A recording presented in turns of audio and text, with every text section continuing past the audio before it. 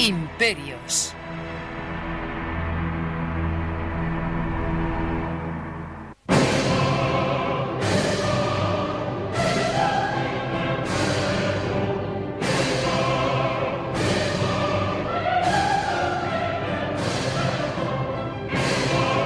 Los fieles se estremecían de frío.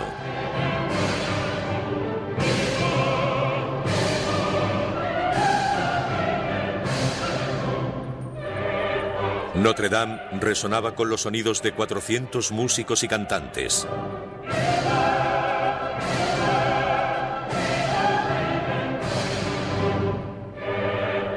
El joven nacido en la isla de Córcega avanzaba impaciente. Napoleón Bonaparte, de 35 años, estaba a punto de ser coronado emperador de Francia. He encontrado la corona de Francia en el arroyo, dijo, y la he cogido. Era el 2 de diciembre de 1804. En el transcurso de 3 años, las conquistas de Napoleón extenderían su imperio por casi toda Europa y gobernaría a más de 70 millones de personas. Desde los antiguos Césares, no se había conocido a un hombre con tanto poder. Napoleón cambió el mundo. Fue un hombre que prosperó basándose en su origen, en su entorno y en sus aptitudes. No ha vuelto a existir un hombre como él que dominara el mundo como él lo hizo. ¿Quién era Napoleón? Era una mano dentro de una camisa con un extraño sombrero. Si enseñamos el sombrero y la mano dentro de la camisa, en Japón, Estados Unidos o Francia, todo el mundo sabrá que hablamos de él. Que ce soit aux États-Unis, que ce soit en France, on dira Napoléon. Sobre todo era un hombre ambicioso. Le encantaba el poder. Decía, amo el poder como el músico ama su música. Hizo todo lo que estuvo en su mano para lograr sus propósitos.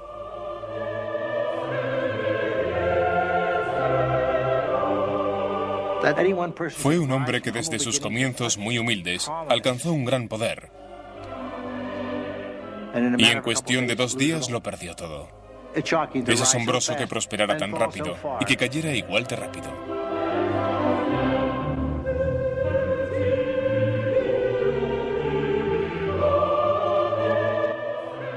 Napoleón subió en solitario los escalones hasta el altar.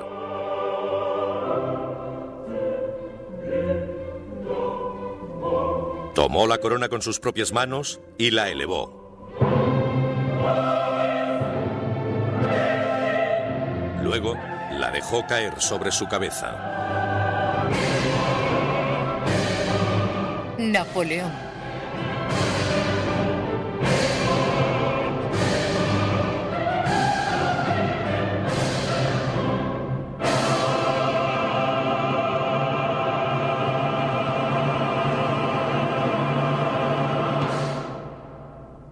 Esa mañana le había dicho en voz baja a su hermano: si nuestro padre pudiera vernos ahora.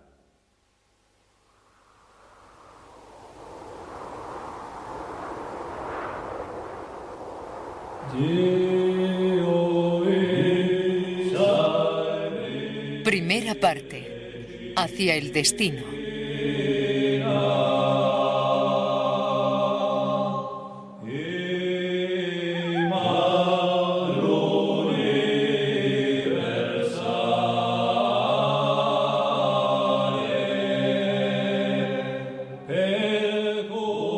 En la primavera de 1760, Leticia y Carlo Buonaparte cruzaban las montañas que se extendían por el interior de la isla de Córcega.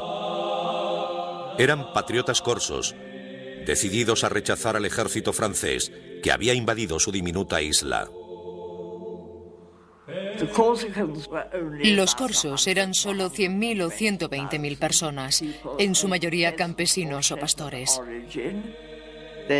Tenían pocas armas de fuego, poca pólvora, y tenían que defenderse contra una población de 22 millones de franceses. En aquel momento, el país más avanzado de toda Europa.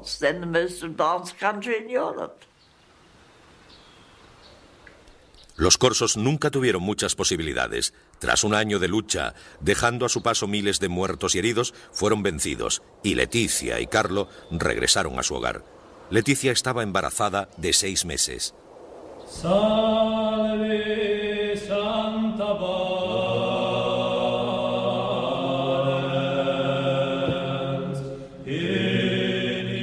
Ese verano Leticia celebraba la fiesta de la Asunción, cuando sintió los primeros dolores del parto.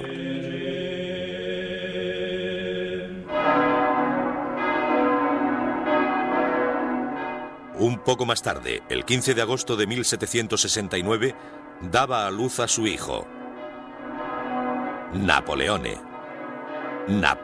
Bonaparte. Nacido justo después de la amarga conquista francesa, Napoleón pasaría su infancia odiando a Francia, el país que él mismo gobernaría algún día.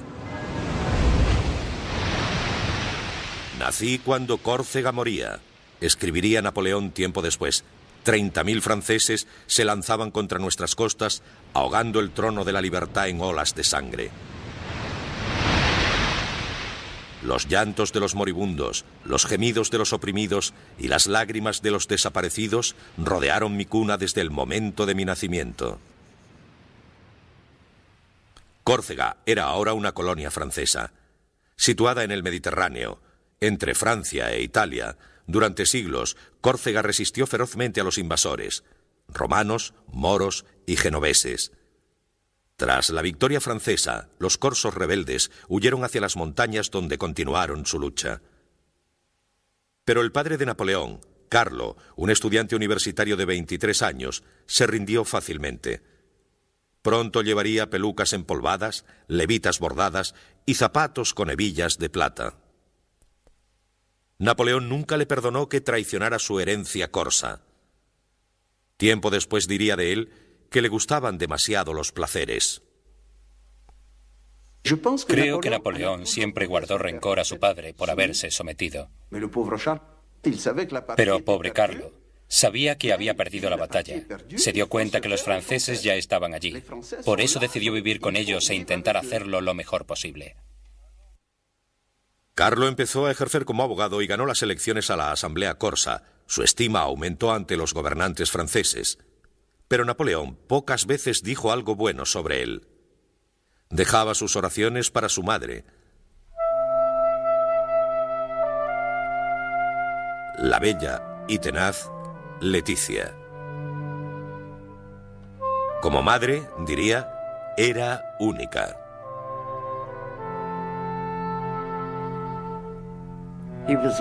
Estaba obsesionado con ella, fascinado. La adoraba como a nadie.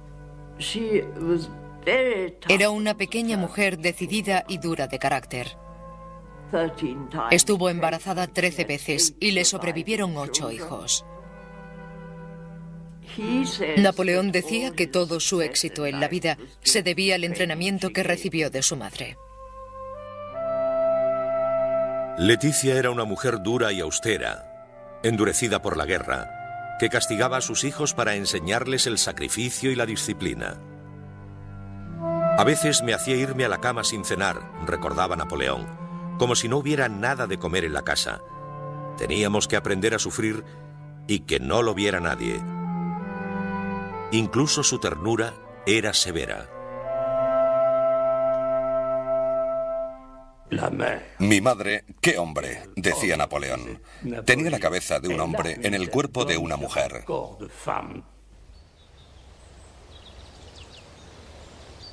Carlo y Leticia eran propietarios de una casa en el campo y de otra en la ciudad, símbolos de su posición social. Eran aristócratas corsos, pero no eran ricos. Con 8 hijos, lucharon por sobrevivir en una isla que se había ido empobreciendo durante siglos. La ambiciosa pareja creía que Córcega no tenía nada que ofrecerles a ellos o a sus hijos. Solo podría hacerlo un país, el país que había vencido al suyo, Francia.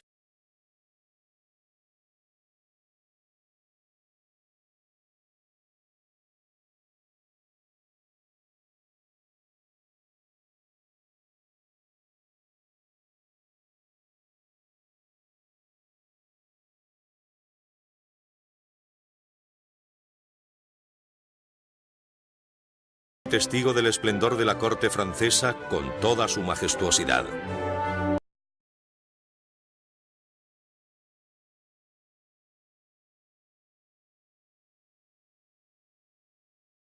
Francia era la envidia de Europa. Gran Bretaña, Austria, Prusia, España, ningún país estaba más poblado ni tenía más riqueza. Mientras América comenzaba sus experimentos con la democracia, Versalles daba testimonio del poder de los reyes. Carlo era solo un provinciano sobrecogido. Las muestras de descontento con el rey Luis XVI y los privilegios de la aristocracia no le preocupaban. Que la reina María Antonieta y una frívola corte estuvieran arruinando los valiosos recursos de Francia no hicieron que Carlo dejase de admirar los placeres de los que era testigo. Soñaba con que un día sus hijos serían nobles en aquella reluciente ciudadela de poder en la que él no tenía cabida. Durante años, Carlo había preparado un plan. En Versalles consiguió que se hiciera realidad. Logró una beca para Napoleón en un colegio de Francia. El padre de Napoleón fue un escalador social, con una gran ambición. Quería que sus hijos tuvieran una oportunidad en la vida. Y Napoleón la aprovechó.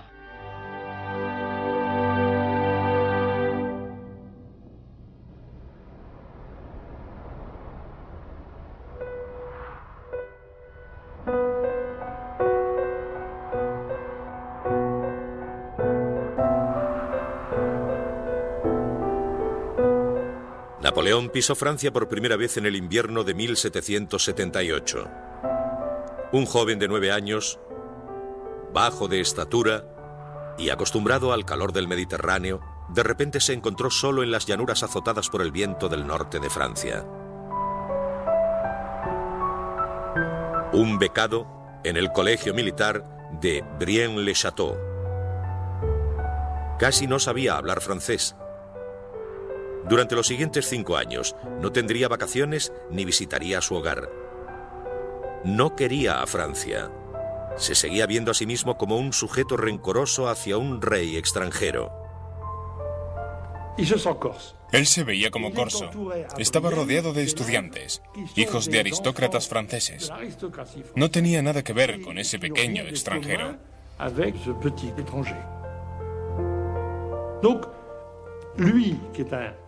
Era muy orgulloso, por eso se apartaba de todos.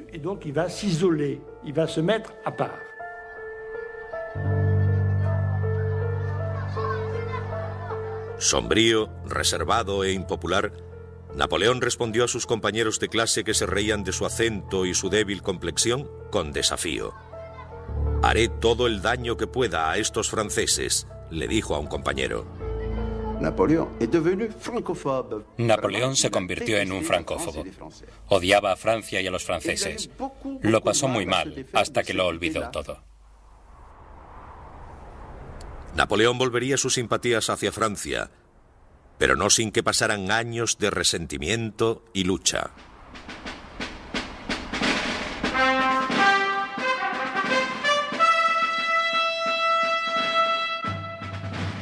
Tenía 15 años cuando fue admitido en la Real Academia Militar de París.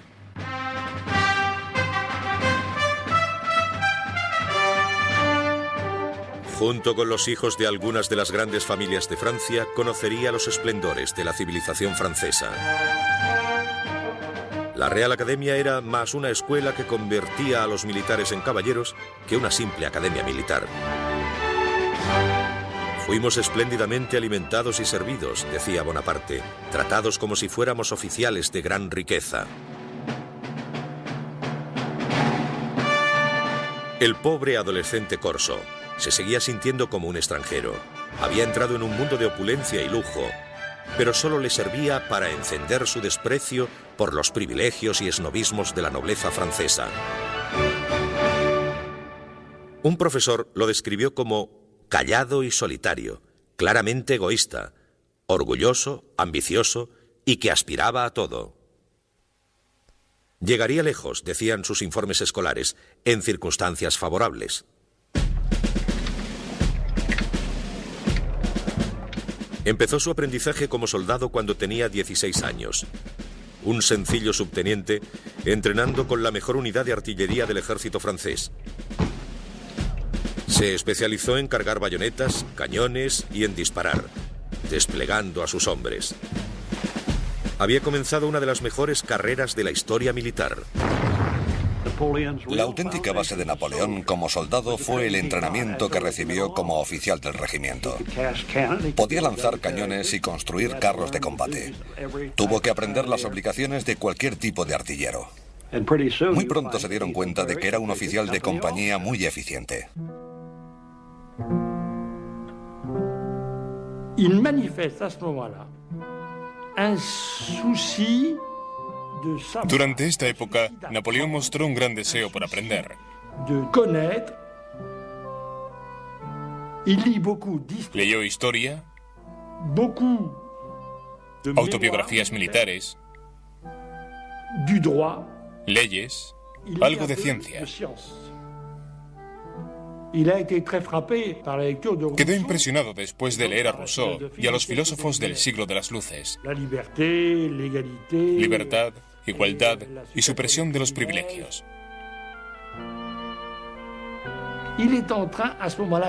Estaba en proceso de encontrarse a sí mismo.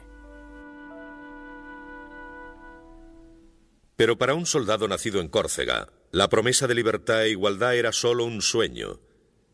Bonaparte sabía que no podría llegar a ningún lugar. Pensaba que el régimen no le dejaría alcanzar la posición con la que soñaba. Las mejores posiciones estaban reservadas para los nobles, mientras que Napoleón venía de la nobleza secundaria, de la gente pobre.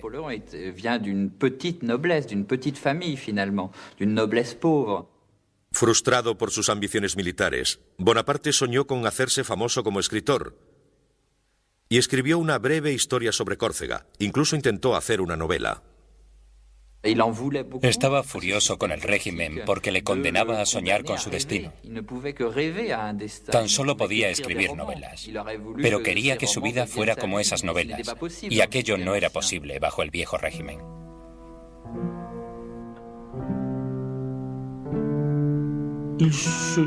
Sabía que era capaz de hacer grandes cosas. Creía que quizá estaba destinado a la grandeza.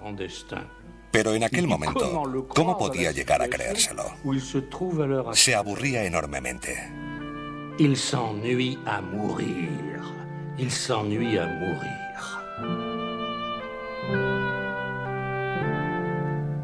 Siempre solo entre hombres, escribió Bonaparte. Llego a casa para soñar y para dedicarme con todas mis fuerzas a la melancolía. Mis pensamientos se detienen en la muerte. ¿Qué ira me conduce a desear mi propia destrucción? No hay duda, porque no veo lugar para mí en este mundo. Fue la revolución lo que liberaría a Bonaparte.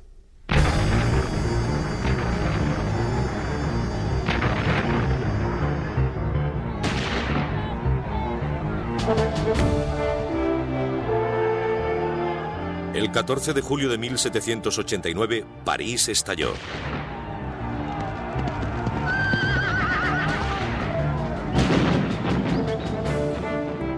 Una multitud enfurecida se lanzó a las calles gritando libertad, igualdad y fraternidad. Francia sufrió disturbios. La propia monarquía se tambaleaba al borde de la destrucción. Una desafiante Asamblea Nacional cuestionó el derecho absoluto del rey y despojó a los nobles y clérigos de sus antiguos privilegios feudales, rompiendo un orden social que había perdurado durante siglos. Tras años de injusticia y desigualdad, había comenzado la revolución. Tardaría años en acabar. Mientras la revolución tomaba impulso, Bonaparte servía en el ejército lejos de París. Desconfiaba de la multitud enfurecida pero daba la bienvenida a los cambios que transformarían al país. Lo cierto es que él no fue un revolucionario antes de comenzar la revolución. Pero Bonaparte vio la revolución como una buena noticia. Tuvo un impacto casi religioso en él, porque de repente sintió que la revolución iba a abrir la sociedad francesa, que aboliría los privilegios y pondría fin a las jerarquías y al tipo de condescendencia que el propio Napoleón había sufrido en su juventud.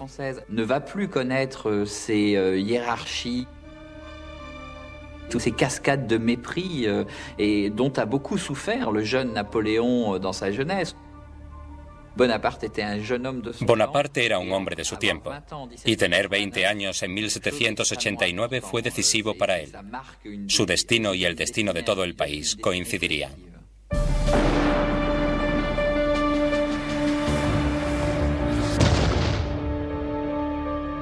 En el verano de 1792, Bonaparte se dirigió a París y fue testigo del fin de la monarquía francesa. En junio, una multitud asaltó el Palacio de las Tullerías y mostró al rey el gorro rojo de la Revolución.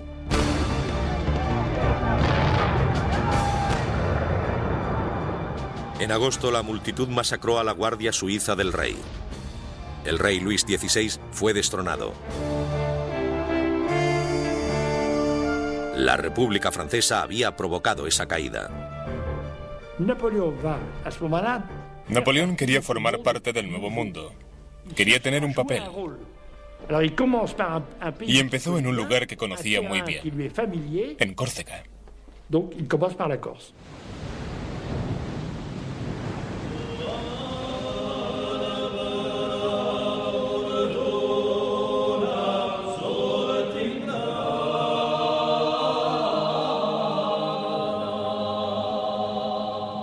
Bonaparte tenía 23 años, era un revolucionario idealista cuando abandonó el ejército francés y regresó a Córcega.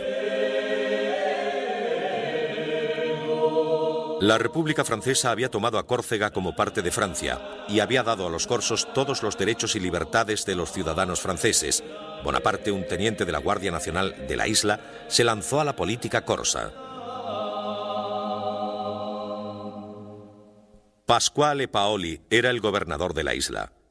Paoli había sido el héroe de la infancia de Bonaparte, el líder de la guerra corsa contra Francia. Ahora Bonaparte soñaba con alcanzar el poder al lado de Paoli. Pero se decepcionaría amargamente. Paoli no confió en él. Un muchacho inexperto le llamó Paoli, un chico sin ninguna experiencia.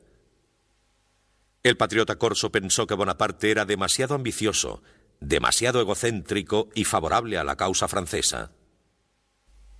Bonaparte y Paoli no tenían los mismos ideales. Paoli seguía pensando que Córcega debía ser independiente. Pero esta vez Napoleón Bonaparte pensaba que era una buena idea que Córcega formara parte de la Francia revolucionaria. Tenía una doble personalidad, tanto corsa como francesa. Pero durante mucho tiempo, Napoleón ignoró que era francés. Llevaba tiempo siendo francés, pero él no lo sabía. Napoleón quedó unido a Francia por el ejército y por un sentimiento natural. Su larga educación allí le había cambiado las ideas.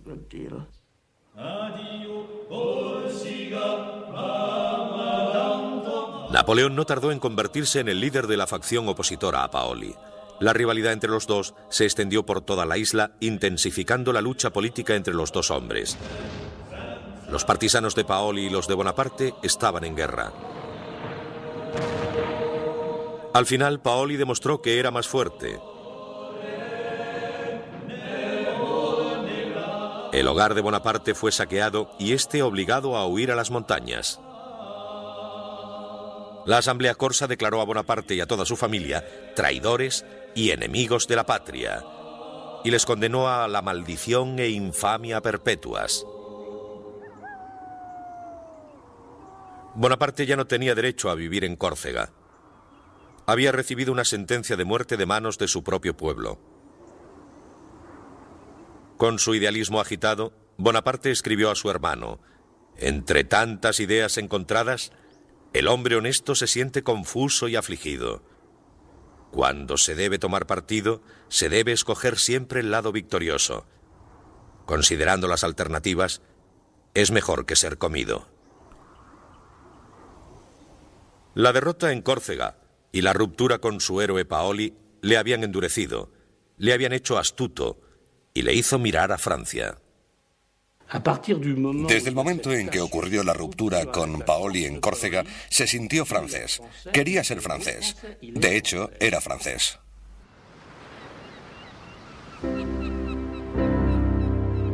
En junio de 1793 embarcó hacia Francia con su madre viuda, sus 3 hermanos y sus 3 hermanas, refugiados que llevaban con ellos todo lo que tenían en el mundo. Con 24 años, era desterrado para siempre de la tierra que le vio nacer. Fue un error. Se sintió muy frustrado. No pudo hacer lo que quería. Pero cuando abandonó Córcega, su ambición era tan grande que olvidó los objetivos que tenía trazados. Se tornaron en una ambición por controlar Francia, luego Europa y posiblemente el mundo. Su ambición le hizo olvidar las esperanzas y errores de su niñez.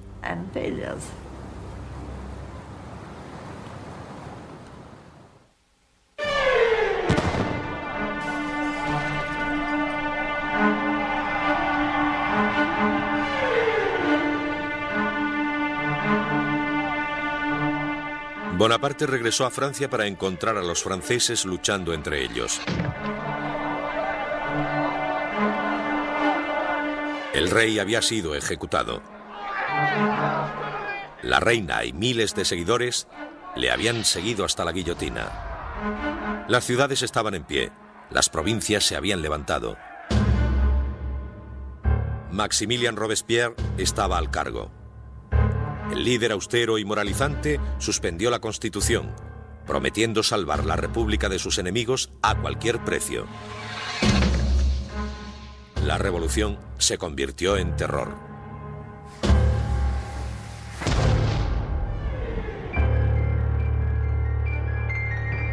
Desgarrada por la guerra civil, Francia estaba en lucha casi con toda Europa. Austria, España, Prusia y Gran Bretaña se empeñaron en destruir la nueva República Francesa, mientras que los radicales franceses prometían ayudar a todo aquel que se levantara contra sus legisladores. Readmitido en el ejército como capitán de artillería, Bonaparte fue destinado a Toulon, una ciudad de 28.000 habitantes en la costa sur, que se había rebelado contra la República, cediendo su puerto a los ingleses. La flota inglesa defendió la ciudad desde el puerto. Un joven Bonaparte de 24 años creyó saber cómo hacerles huir. Sostuvo que si sus soldados podían apoderarse de los mandos que comandaban el puerto, podrían bombardear la flota y hundirla. La ciudad caería. Era un plan sencillo, pero ninguno de los generales quiso escucharlo. El ejército francés de la Revolución parecía a veces un paraíso de ineptos. Los generales de Toulon eran incompetentes. Finalmente, un general escuchó sus planes y dijo, naturalmente. Esta fue la primera gran oportunidad de Bonaparte. Con los oficiales de la aristocracia huyendo del país, había un gran vacío. Una oportunidad para una rápida promoción para soldados que pudieran demostrar su valía en la batalla.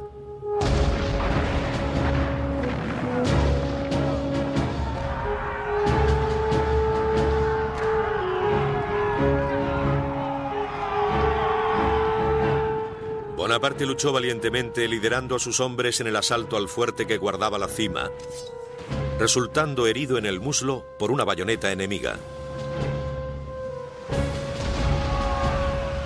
10 barcos ardieron en llamas. Los ingleses huyeron.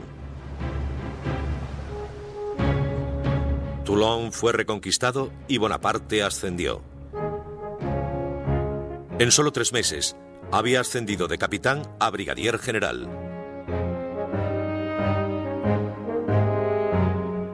Este joven oficial trajo con él una extraña audacia y la más infatigable de las energías, escribió sobre él un general. Si necesitaba un momento de descanso, lo hacía sobre el suelo envuelto en su levita. Toulon fue importante en la vida de Napoleón porque fue allí donde todo empezó. Pero hay que decir que sus acciones no tuvieron nada de especial. Cualquier joven oficial hubiera hecho lo mismo, pero le tocó a Napoleón y eso le hizo famoso. La República continuaba la lucha por su vida, enfrentándose con sus enemigos más allá de las fronteras, con revueltas dentro del propio país. Con Francia en medio del caos, amenazada por todos los flancos, Robespierre no mostró misericordia en sus esfuerzos por controlar la unidad y el orden. No se puede asegurar la libertad, dijo, a no ser que cortemos la cabeza a los criminales. Decidido a hacerse oír, Bonaparte escribió un tratado político apoyando a Robespierre.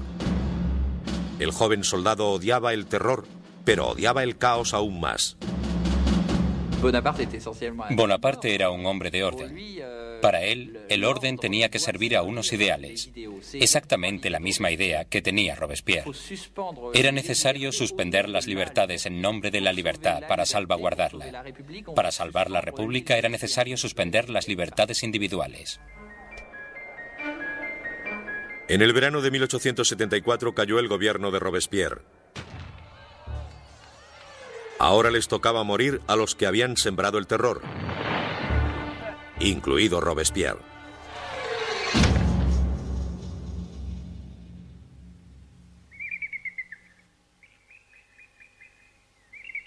En la primavera de 1795, Bonaparte se dirigía a París.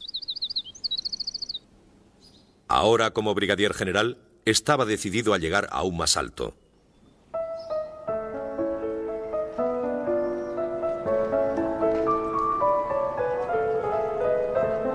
Francia tenía un nuevo gobierno constitucional. La guillotina, los disturbios callejeros, la guerra aún candente en la frontera, todo parecía olvidado.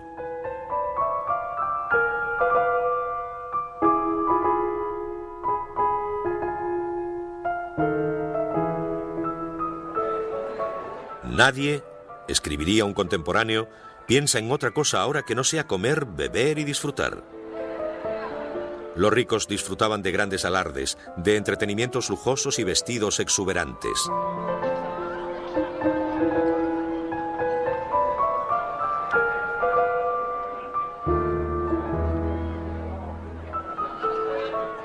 Bonaparte frecuentaba los salones donde las mujeres que dominaban la sociedad parisina salvaguardaban la corte. Las mujeres aquí, escribió a su hermano, son el centro de todo. En este lugar parecen llevar las riendas del gobierno. Pero no se relacionaban con él. Era un ambicioso soldado más.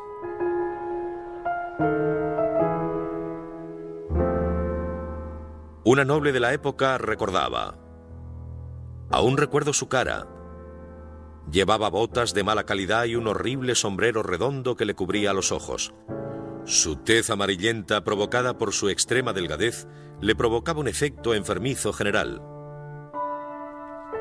Bonaparte parecía haber llegado a un punto muerto. Estaba desesperado por un ascenso, pero nadie le prestaba atención. Si esto continúa, escribió a su hermano, terminaré por no apartarme cuando pase un carruaje. Entonces un alboroto político le volvió a ofrecer una oportunidad. El 5 de octubre de 1795, multitud de parisinos se lanzaron a las calles junto a los hombres de la Guardia Nacional para restaurar la monarquía. La rebelión amenazaba con derrocar a la República. El gobierno llamó a Bonaparte para que detuviera el ataque. No había muchas más posibilidades. Cuando estalló esta rebelión, no había ningún general competente en París. Pero allí estaba el joven Bonaparte. Era un hombre de convicciones. Había que darle esa misión. Napoleón no iba a ser discreto. Usaría todas las armas a su alcance. Nadie había usado cañones en París antes de esta revuelta.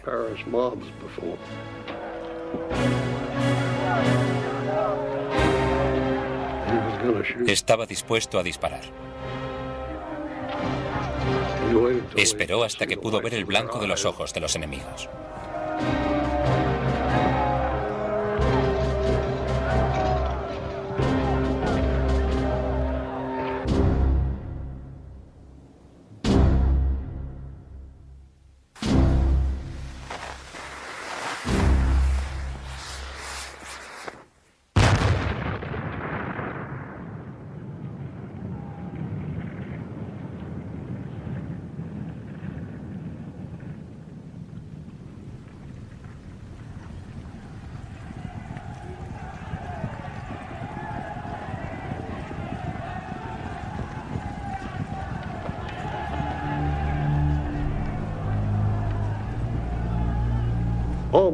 Todo terminó casi con un solo cañonazo. Probablemente mató a cientos de personas. No era un hombre muy famoso en las bases, pero después de aquello se convirtió en el hombre de las calles de París. Bonaparte escribió a su hermano: "El enemigo nos atacó. Matamos a muchos de ellos. Ahora todo está en calma. No puedo sentirme mejor".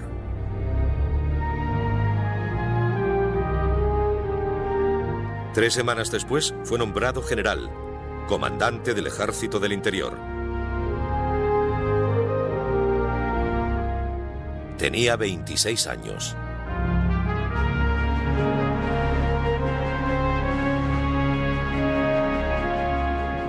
Bonaparte era ahora un hombre a tener en cuenta. Fue conducido a París en un elegante carruaje con ropa nueva y empapado en agua de colonia. El ingenuo general no era un hombre mujeriego, pero se había enamorado. Su nombre era Marie-Joseph Rose de Beauharnais, pero todo el mundo la conocía por Rose, pero Bonaparte la llamaba Josefina. Era una aristócrata criolla de la colonia francesa de la Martinica, una viuda de 32 años con 2 niños pequeños, agobiada por las deudas y que intentaba abrirse camino sola en París. Lánguida, con una indiferencia que rayaba en la indolencia, era famosa por ser una mujer refinada, encantadora y con gracia. Se decía que incluso se metía en la cama con elegancia. Josefina era una mujer con un gran encanto, sensualidad y, si no guapa, al menos ágil y de movimientos ondulantes. La belleza es algo que todos admiramos, pero la belleza sin encanto es como una comida sin especias. Napoleón solía decir: "Yo soy tímido con las mujeres. Madame de Beauharnais ha sido la primera mujer que me ha dado confianza". Josefina era lo que podríamos llamar una mujer algo adelantada a su tiempo. Se había casado joven. Su marido había muerto en la guillotina.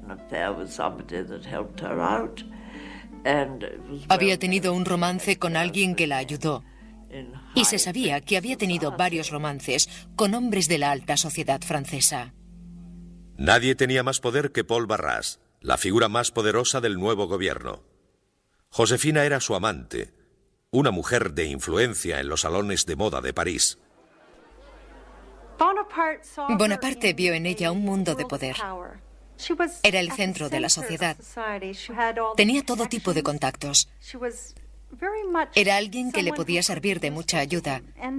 Yo creo que se enamoró perdidamente de ella. Josefina vivía en una pequeña casa con un bonito jardín. Había quien decía que Barras le pagaba el alquiler. Pero Barras estaba empezando a cansarse de ella. Ahora Bonaparte era el que la visitaba.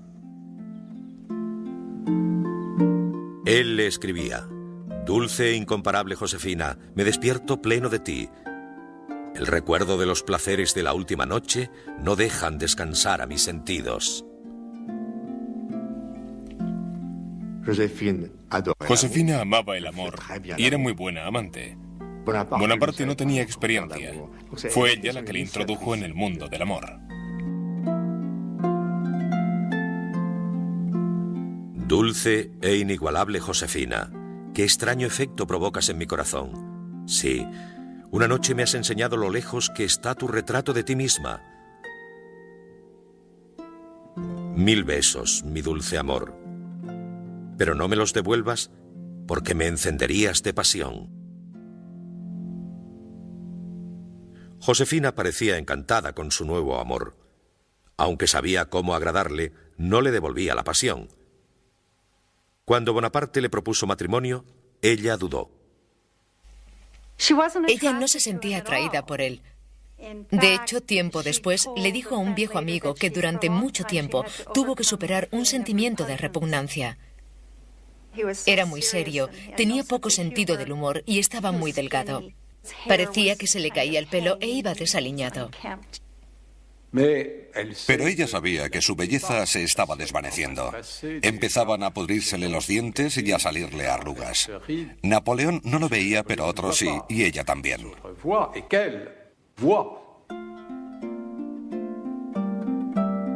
Su aspecto decaía y sus dudas se amontonaban. Necesitaba un protector. El 9 de marzo de 1796, Napoleón Bonaparte y Josefina de Beauharnais contraían matrimonio. Un medallón esmaltado en oro fue el regalo de boda del general a su novia. En él hizo grabar las palabras «Hacia el destino».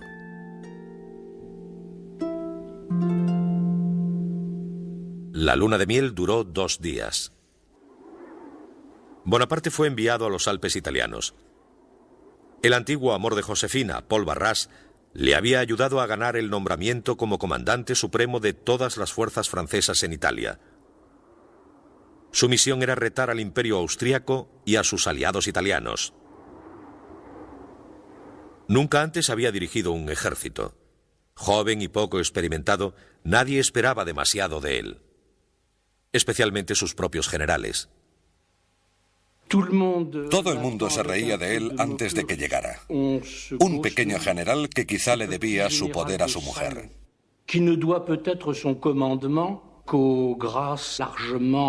Entonces llegó él, y al momento, los veteranos que se habían reído de él entendieron perfectamente que él estaba al cargo de todo.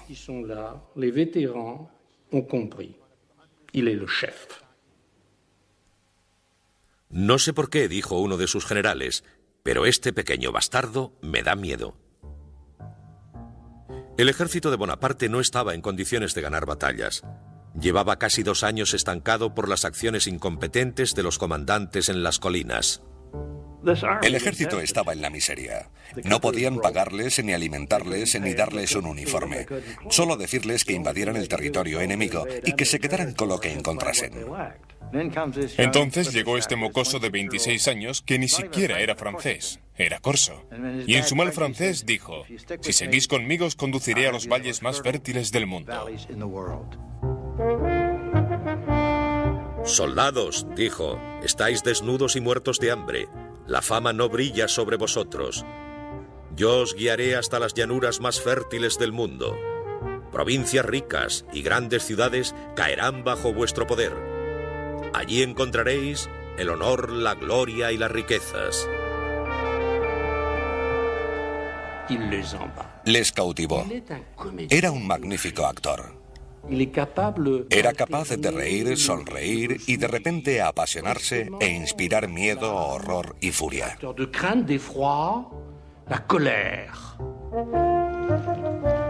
El 2 de abril de 1796, Bonaparte marchó con su ejército. Eran menores en número, 38.000 franceses enfrentados a 38.000 austriacos y sus aliados, 25.000 piamonteses. Bonaparte planeó aislar a los austriacos de los piamonteses y luego conquistarles por separado. Primero, atacaría al Piamonte. La idea de Napoleón fue siempre intentar ser superior en número en cualquier lugar.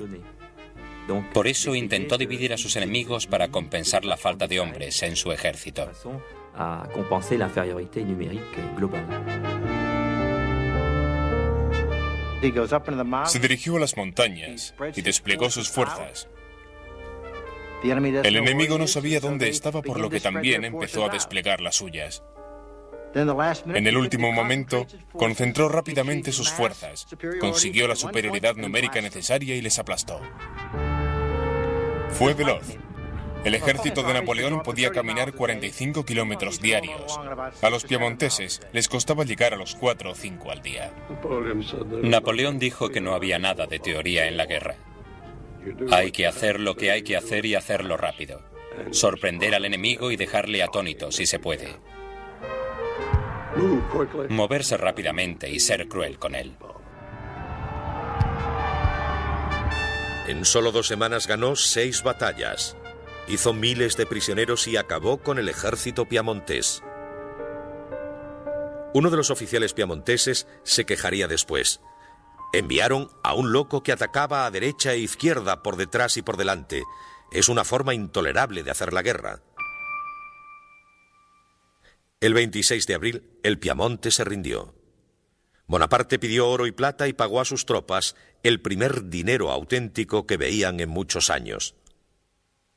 «Soldados», dijo, «os lo agradecemos».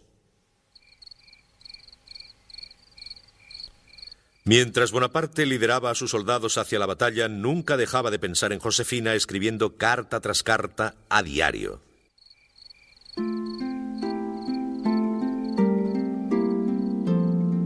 «No paso un día sin pensar en ti, mi amada», le escribiría, «ni una noche sin tenerte entre mis brazos. Maldigo la gloria y la ambición que me mantiene lejos de mi alma y de mi vida. Siempre que tengo problemas para solucionar algo, pongo la mano en mi corazón donde late tu retrato. Solo tengo que mirarlo y mi amor es la felicidad completa. Un beso a tu corazón y otro mucho más abajo, mucho, mucho más abajo».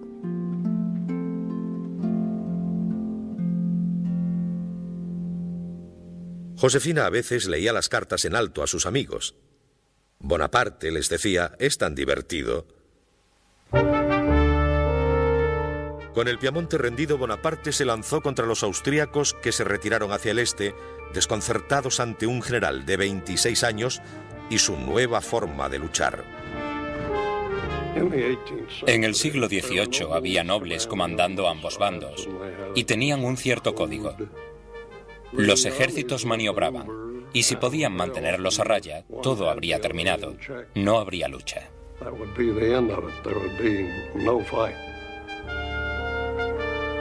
Napoleón fue de alguna manera el primer general moderno.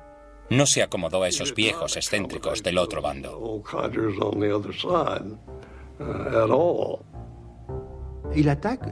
Atacaba todos los días.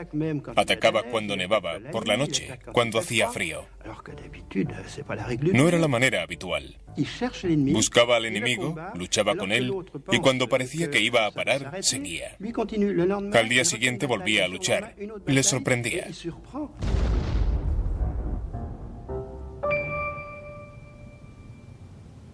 Mientras los austríacos huían, su retaguardia esperaba detener a Bonaparte, haciéndole parar en la pequeña ciudad italiana de Lodi. Fortificaron un estrecho puente de madera con 14 cañones y 3 batallones, desafiando a Bonaparte a que lo cruzara. El general ordenó un simple asalto frontal en el puente. Todo dependería de la valentía de sus hombres.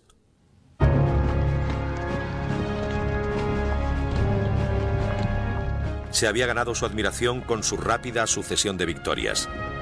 Ahora descubriría si también se había ganado su confianza. ¿Cómo se anima a los hombres a hacer algo así? Es cuestión de carisma. Tenía una tremenda presencia. Napoleón era un maestro a la hora de motivar a sus soldados.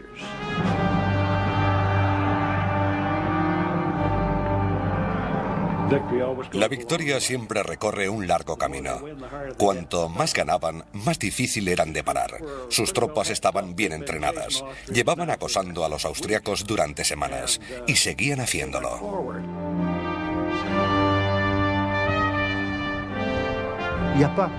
No había tácticas.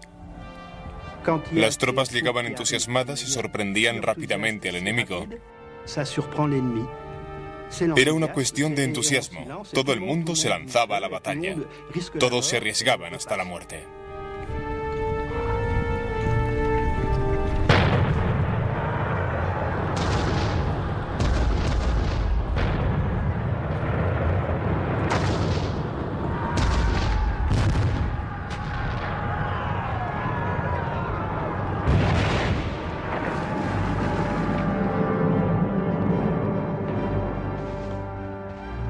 Con sus hombres enfrentándose al fuego enemigo, Bonaparte también tomaba parte en la batalla. Él se encargaba del cañón, que era un trabajo físico, pero siempre estaba de pie con ellos.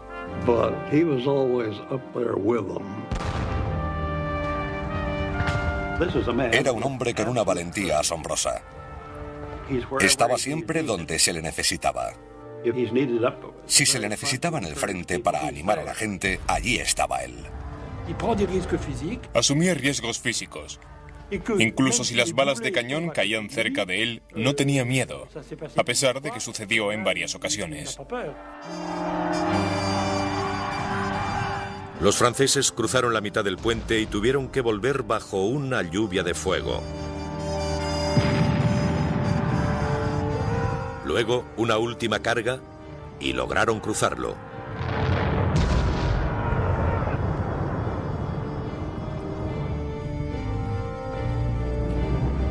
Las armas austriacas quedaron en silencio. Pensaron que estarían a salvo bajo el puente y de repente los franceses lo cruzaron y derrotaron a los pocos que quedaban vivos. Fue una operación espectacular. No fue una gran batalla. Las bajas no fueron demasiadas, pero había impuesto su deseo a sus propios hombres y al enemigo. No fue una gran victoria. De hecho, el ejército austriaco escapó. Pero Bonaparte se había ganado el respeto y la devoción de sus hombres. Salió de allí sudoroso, mugriento y cubierto de pólvora. A las tropas les gustó aquello. Empezaron a llamarle el pequeño jefe. Se identificaba con ellos. Era de los suyos.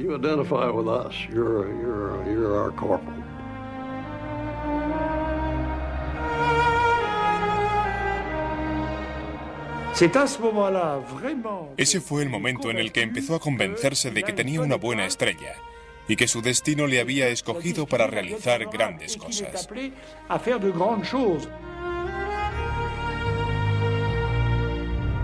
Todavía no han visto nada, dijo Bonaparte a uno de sus generales. En esta época, nadie tiene la más ligera concepción de lo que es la grandeza. Me corresponde a mí darles ejemplo. Algo ocurrió en aquel momento, algo quizá inexplicable. Fue como un destello.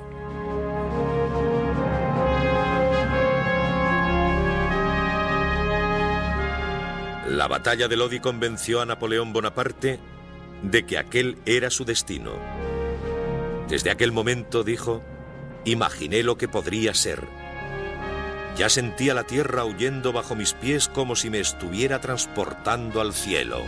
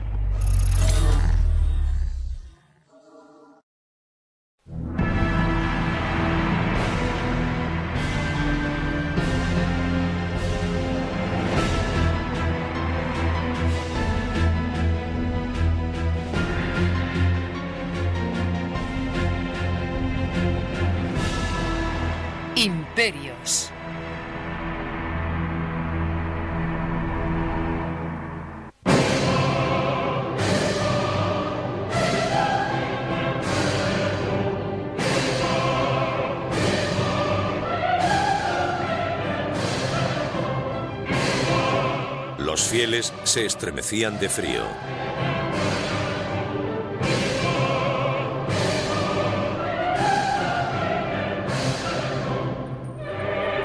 Notre Dame resonaba con los sonidos de 400 músicos y cantantes.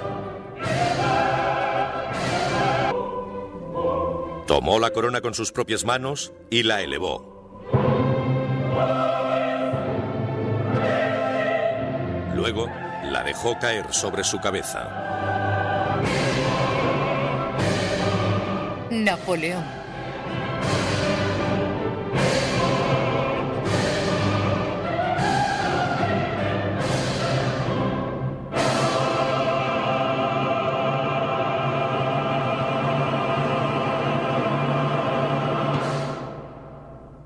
Esa mañana le había dicho en voz baja a su hermano: si nuestro padre pudiera vernos ahora.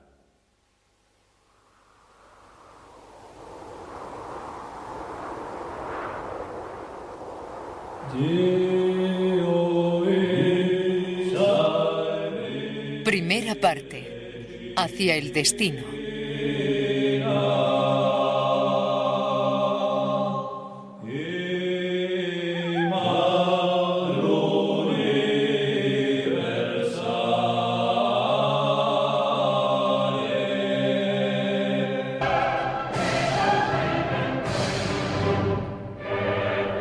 El joven nacido en la isla de Córcega avanzaba impaciente. Napoleón Bonaparte, de 35 años, estaba a punto de ser coronado emperador de Francia. He encontrado la corona de Francia en el arroyo, dijo, y la he cogido. Era el 2 de diciembre de 1804. En el transcurso de 3 años, las conquistas de Napoleón extenderían su imperio por casi toda Europa y gobernaría a más de 70 millones de personas. Desde los antiguos Césares, no se había conocido a un hombre con tanto poder. Napoleón cambió el mundo. Fue un hombre que prosperó basándose en su origen, en su entorno y en sus aptitudes. No ha vuelto a existir un hombre como él que dominara el mundo como él lo hizo. ¿Quién era Napoleón? Era una mano dentro de una camisa con un extraño sombrero. Si enseñamos el sombrero y la mano dentro de la camisa, en Japón, Estados Unidos o Francia, todo el mundo sabrá que hablamos de él. Que ce soit aux États-Unis, que ce soit en France, on dira Napoléon. Sobre todo era un hombre ambicioso. Le encantaba el poder. Decía, amo el poder como el músico ama su música. Hizo todo lo que estuvo en su mano para lograr sus propósitos.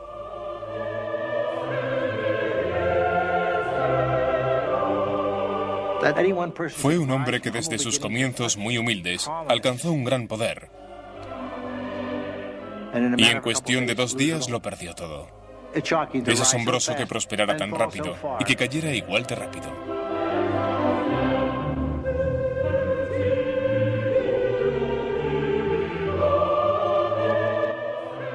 Napoleón subió en solitario los escalones hasta el altar.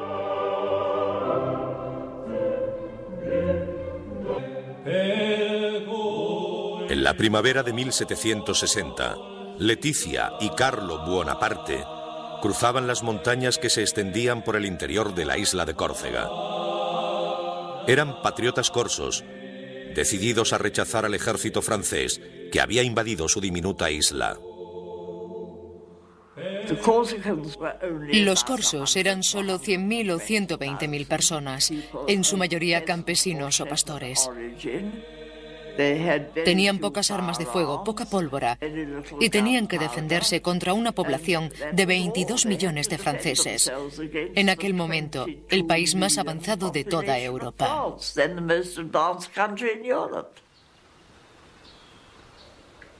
Los corsos nunca tuvieron muchas posibilidades. Tras un año de lucha, dejando a su paso miles de muertos y heridos, fueron vencidos, y Leticia y Carlo regresaron a su hogar. Leticia estaba embarazada de 6 meses. Salve Santa Barbara.